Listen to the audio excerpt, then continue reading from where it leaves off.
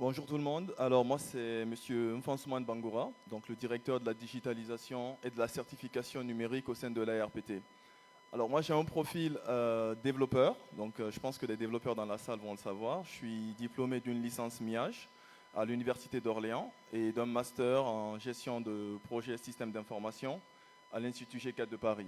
Donc un parcours beaucoup plus développeur, mais aujourd'hui en tant que directeur de la digitalisation, l'objectif c'est de digitaliser l'ensemble des services et aussi des propositions de valeur de l'ARPT, mais j'accompagne aussi beaucoup dans le domaine de l'innovation, dans le domaine des startups, parce qu'avant d'être directeur, j'avais moi-même des startups que j'ai accompagnées et que je continue aussi d'accompagner, parce que la digitalisation, on va en parler, c'est quelque chose qui intervient dans notre quotidien et on le sait tous, dans tous les secteurs, c'est l'avenir.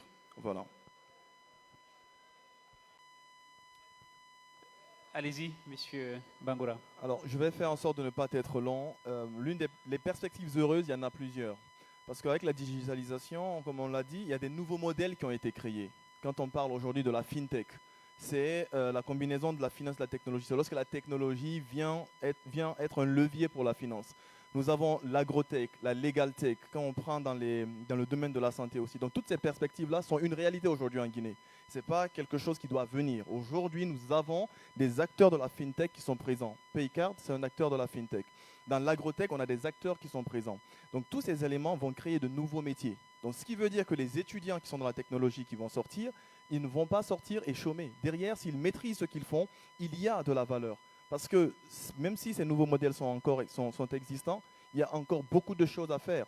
Quand on prend les technologies de la blockchain, je pense que M. Soumano pourra mieux en parler parce qu'il est acteur de cette technologie. Il y a un boulevard encore à faire en Guinée sur ce niveau-là. Quand on prend la Cité des Sciences, ils ont beaucoup de défis devant eux par rapport à l'intelligence artificielle. Donc le boulevard, il est énorme. Il y a un réel besoin. À côté, les politiques au niveau de l'État sont en train d'accompagner ce développement. Donc on ne peut que prévoir des perspectives heureuses sur la digitalisation. Maintenant, est-ce qu'on aura les ressources humaines nécessaires pour ne pas être simplement des consommateurs, mais être des acteurs qui vont produire? C'est là le grand défi. Et là, on a parlé de la donnée. Aujourd'hui, si vous ne savez pas exploiter de la donnée, mais vous allez être que consommateur, vous ne pourrez rien produire. Je vais rebondir sur un sujet d'actualité quand on parle de données. Aujourd'hui, on parle de recensement. Quels sont ceux dans la salle ici qui sont recensés? Levez la main. Merci. Alors, déjà, félicitations à vous. Et ceux qui ne l'ont pas fait, je vous invite à le faire. Pourquoi? Je fais une petite parenthèse. Pour qu'on puisse se développer, tout développement nécessite une planification. Mais comment voulez-vous planifier si vous n'avez pas de données? On prend la zone de l'AB. Si demain on veut planifier combien de médecins on doit avoir, il faut qu'on sache aujourd'hui combien de médecins on a par rapport à la densité de la population. Est-ce qu'il y a un manque? Pour pouvoir planifier cela, il faut des données.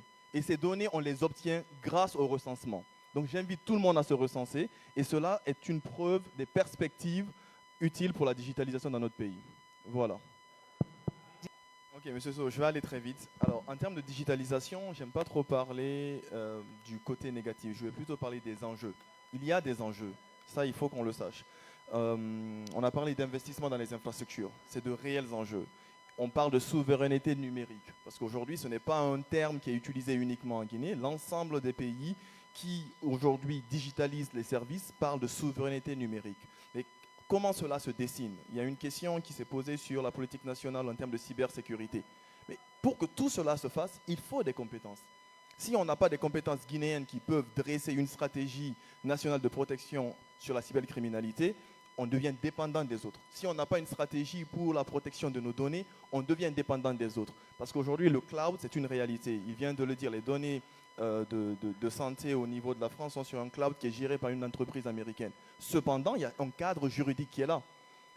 Donc, il faut que nous puissions définir ces cadres-là. Donc, les peurs sont humaines, c'est légitime. Cependant, focalisons-nous sur l'obtention des compétences qui vont permettre de définir la gouvernance nécessaire pour cela.